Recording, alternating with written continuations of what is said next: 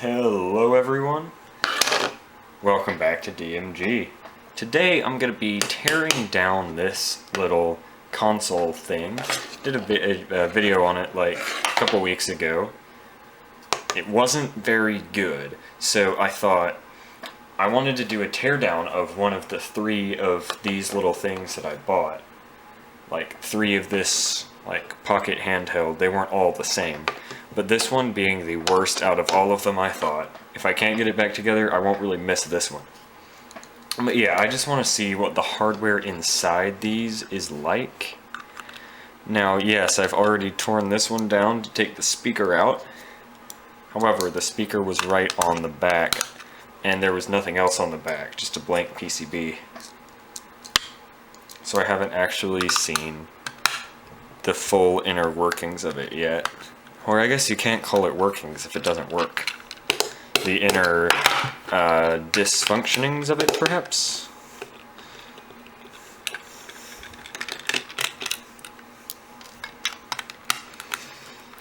Under here is where the little coin cell batteries are.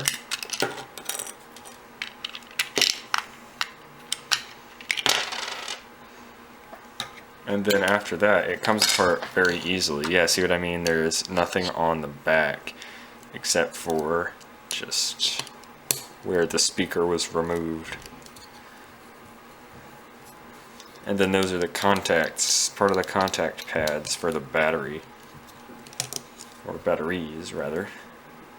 I think all these screws are the same length, so I can use them interchangeably.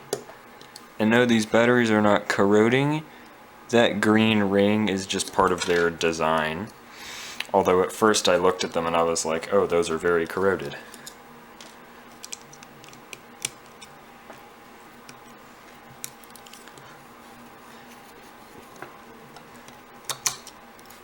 Alright, here we go. We can pop this board out.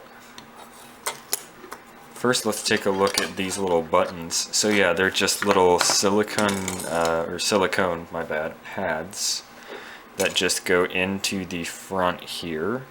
Now the reset one, I was thinking maybe like it was loose and that's why it would randomly reset, but it doesn't look like there's a problem with it. But yeah, that is how most little buttons work. Like even on laptop keyboards, they're designed a bit like that.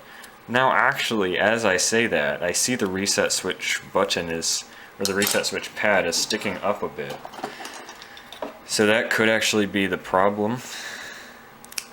I'm gonna snip that off really quickly and see if it, watch that have been the wrong. Okay, yeah, good. I kept the on-off switch, that's what matters. Now under here, if we pop that off, these are little conductive strips that carry the signal from the board to the LCD. Sadly, the chip itself is under one of those, like, I don't know, hard things. So we can't take a look at what the, actual chip is. Now, I think it just went like that and like that, right? Yeah, it did. So, yeah, overall it's very, very basic inside here. I am going to try and get this back together because I want to see if I fixed the resetting issue with that contact pad. I'm not going to put it all the way back together, but just enough to where it works. And I think it went this one down, this one up.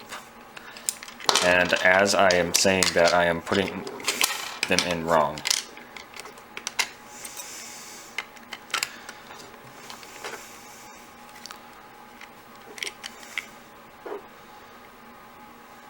Ah, I got the screen pad slightly wrong. Looks like it. That's the trouble with these little pad LCD things. It's really hard to get them back to exactly where you need them to go. They can be extremely difficult to work with.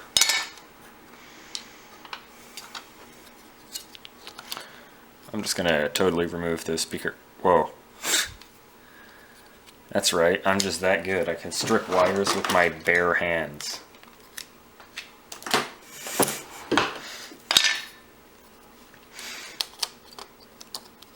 No, it's not just cheap wire. I don't know what you're talking about.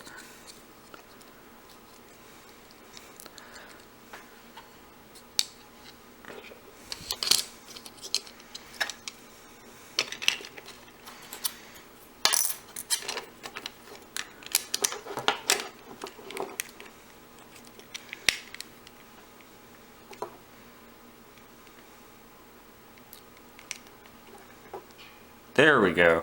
Okay, so yeah, with the right pressure, it works.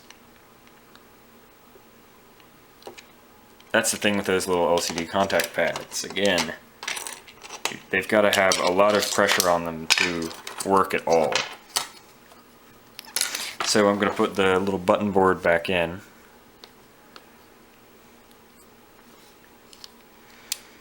I was hoping they would be a bit more moddable, to be honest.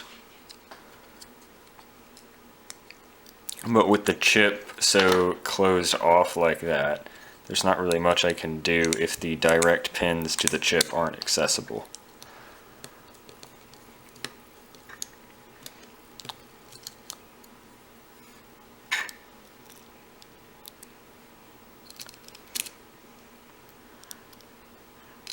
Now what I could do, because the pads to those, the pads to the little buttons are very easily accessible and can easily be soldered to, I could do something where I could take an old keyboard and like solder the membrane, like the membrane piece of the key to the board, and then, you know, do it that way. So I have a WASD or arrow keys. Or what would be really cool is I could buy like an NES controller and then it would be feasible, but that would be a lot of wires.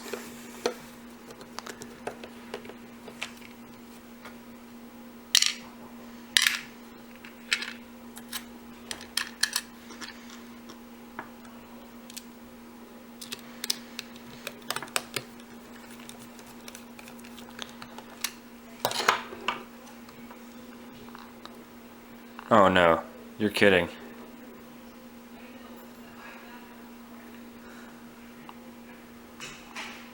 I'm gonna see if it still has the resetting issue.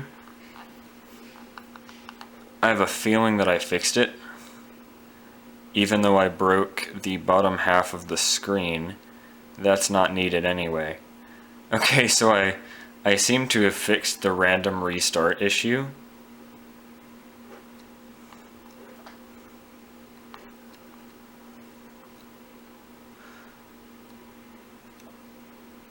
But now you gotta, oh, didn't quite think that through. Now you have to die every time.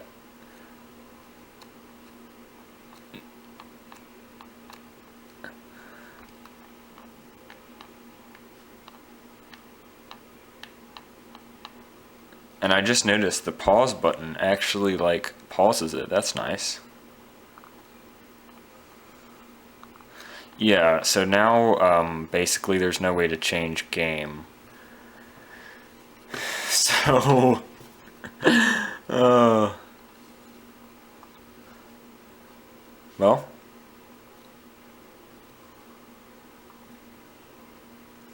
I'll try one of the 256 weird Tetris oh no, they just go off the screen. I didn't think about that. Yeah, if you squeeze it hard... Oh hey, I fixed it by squeezing it. Yeah, that just goes to show that these aren't very well made.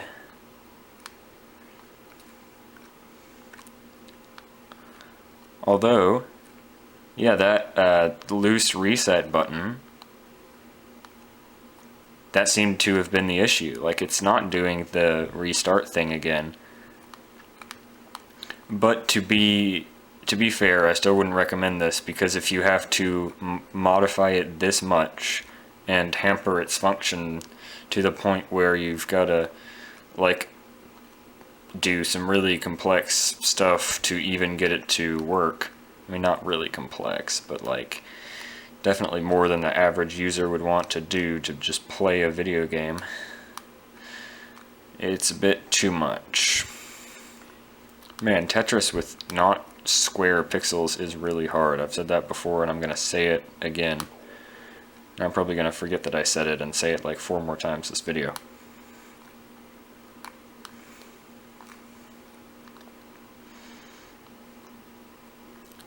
Yeah, if I pause it and turn it off, it still does it.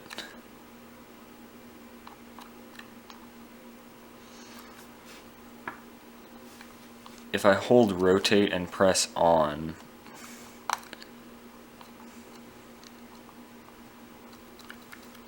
yeah, no, there's just no way to reset it now.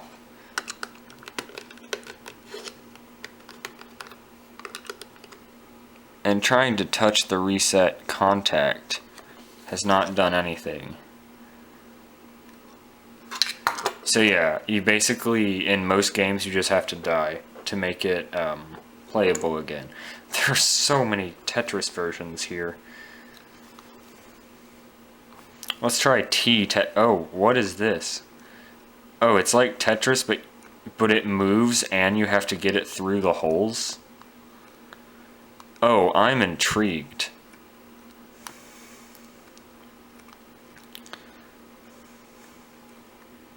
What? This is weird. Okay, before I get too off track, yeah, that's it for this video. Again, this is the last thing I would recommend buying. Like, literally, if you go out and buy a brick, it would be more worth your like $5 than this, no matter what condition that brick is in. Here's the little thing that I chopped off. But yeah, that's it for this video. Thank you for watching, and see you next time.